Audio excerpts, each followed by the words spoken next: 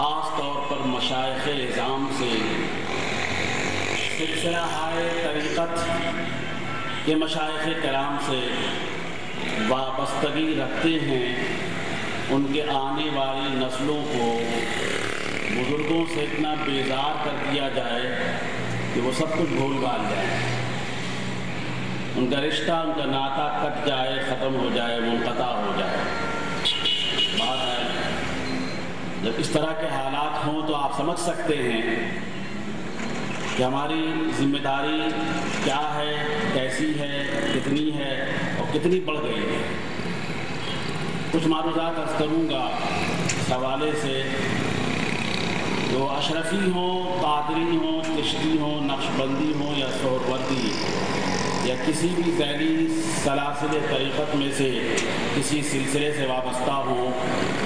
ان کو انتھک محنت اور کوشش کرنے کی ضرورت ہے اگر وہ یہ چاہتے ہیں کہ ان کے آنے والی نسلیں ان بزرگان دین سے وابستہ رہیں،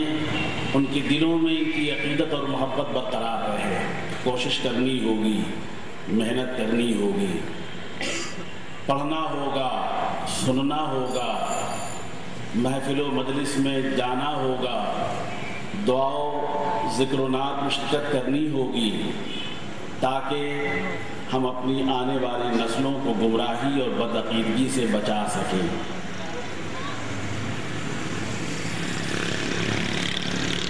مجھ سے پہلے تقریر ہوئی، آپ نے سنی، اس سے پہلے میں تو موجود نہیں تھا، اب آپ بتا رہے تھے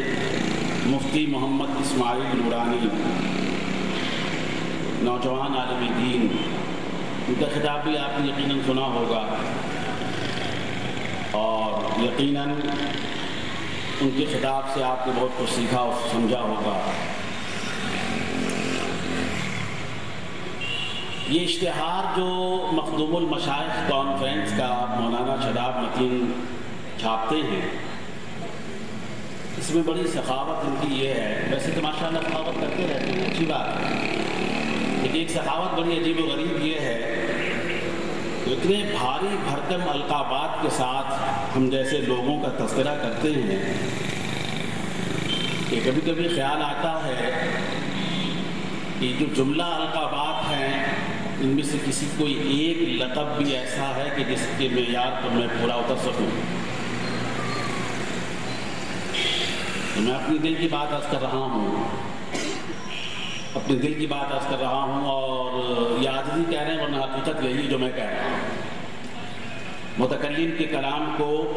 اسی کے سائنس میں سمجھنا چاہیے، اسی کے لب و لہجے میں سمجھنا چاہیے۔ اتنے بھاری بھرکم القابات، اللہ اکبر، دیکھیے، یاد رکھیے، مشہور معروف محاورہ ہے کہ اگر خوشبو ہو، وہ پھول ہو تو خوشبو آتی ہے، اصلی پھول ہو تو خوشبو آتی ہے، اور اگر نقلی پھول ہو کتنا ہی خوبصورت کیوں نہ ہو خوشبو نہیں آئے گی۔ اور خوشبو سے بندہ پہچان جاتا ہے کہ پھول ہے کس معیار کا ہے۔ بالکل یہی ایک تمثیل ہے سمجھنے کے لیے کہ بندہ کہاں کھڑا ہے، کس جگہ پر ہے، اس کا علمی وقار کیا ہے،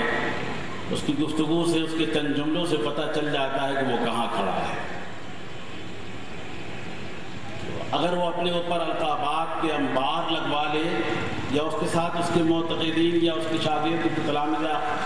اس کے محبت کرنے والے القابات کا پہاڑ اس پر لگا دے، تو شاید انصاف بھی نہیں ہوگا اور یہ کہ جواب دہی بھی ہوگی۔ پوچھا جائے گا کس قابل تھے کہ اتنے بڑے بڑے القابات سے اپنے آپ کو اپنا تذکرہ کروایا کرتے تھے، پوچھا جائے گا، بتانا پڑے گا۔ میں مولانا شاداب متین سے عرض کرتا ہوں کہ آپ اپنی عقیدت اپنے پاس ضرور رکھیے، ہمیں تو کم از کم جو ہے وہ آخرت کے مواخذے سے بچا لیجیے، وگرنہ ہمیں بتانا پڑے گا، جواب دینا پڑے گا۔ تو اگر صرف نام ہی لکھ دیں تو وہ کافی نہیں، شاید وہ بھی کافی ہوگا۔ اب انہوں نے میرے نام کے ساتھ وکیل احناف لکھا ہے، اور یہ بھی بڑی اچھی بات میں عرض کروں کہ پڑھنے والوں میں بہت کم لوگ ایسے ہوں گے کہ جو اس کا مفہوم سمجھ پائے ہوں گے کہ وکیل احناف کا مطلب کیا ہے۔ اور ایسی ہی مفکر مسلک لکھا، اللہ اکبر، مسلک کے حقیقت میں تو مین سے بھی واقف نہیں ہوں، کہاں مفکر کا مقام۔ میں وکیل احناف پر چند باتیں آپ سے خدمت عرض کرتا ہوں، بڑی ضروری باتیں ہیں۔ میں اپنے بچوں سے بھی کہوں گا جو وہ یہاں تشریف فرما ہیں، اور آپ حضرات سے بھی۔ آپ میں یقیناً بہت سے لوگ صاحب علم و فضل ہوں گے اور میری بات کو سمجھنے کی کوشش کریں گے، سمجھیں گے۔ دیکھیے، حضرت سیدنا امام اعظم ابو حنیفہ رضی اللہ تعالیٰ عنہ ائمہ مجتہدین مطلق میں سب سے بڑے امام ہیں۔ ہمارے اسٹیٹ سے حضرت امام اعظم ابو حنیفہ کا تذکرہ امام الائمہ، سراج الامہ، امام اعظم، ان بھاری بھرکم القابات کے ساتھ ان کا تذکرہ کیا جاتا ہے۔ اس میں کوئی شک نہیں ہے کہ اس سے کئی زیادہ بھاری بھرکم القابات سے بھی اگر ابو حنیفہ رضی اللہ تعالیٰ عنہ کو یاد کیا جائے تو کم ہے۔ اگر کوئی حضرت سیدنا امام اعظم ابو حنیفہ رضی اللہ تعالیٰ عنہ کے القابات کو دیکھنا چاہتا ہے، حضرت امام احمد رضا فاضل بریلوی رحمۃ اللہ تعالیٰ علیہ کا وہ رسالہ پڑھے کہ جس میں امام اعظم ابو حنیفہ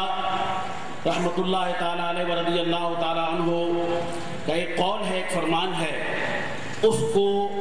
عنوان بنا کر انہوں نے اپنے رسالے کا نام رکھا۔ امام اعظم ابو حنیفہ رضی اللہ تعالیٰ عنہ نے ایک موقع پہ یہ فرمایا تھا کہ جب کبھی کوئی کسی مسئلے کی تحقیق کر رہا ہو، میرے اقوال اس کے سامنے ہوں اور میرے قول کو حدیث پر پرکھ رہا ہو، کسی موقع پر کہیں پر اگر کوئی حدیث صحیح اسے میرے قول کے خلاف مل جائے تو رسول اللہ صلی اللہ تعالیٰ علیہ وسلم کی اتباع اور اطاعت کا تقاضا یہ ہے کہ حدیث کو ترجیح دے، میرے بات کو رد کر دے۔ فرمایا حضرت سیدنا امام اعظم ابو حنیفہ رضی اللہ تعالیٰ عنہ نے، اذا صح الحدیث فہو مذہبی، جب حدیث صحیح موجود ہو تو وہی میرا مذہب ہے۔ مخالفین نے، معاندین نے، ان کے دشمنوں نے، اور اس دور کا ایک بہت بڑا فتنہ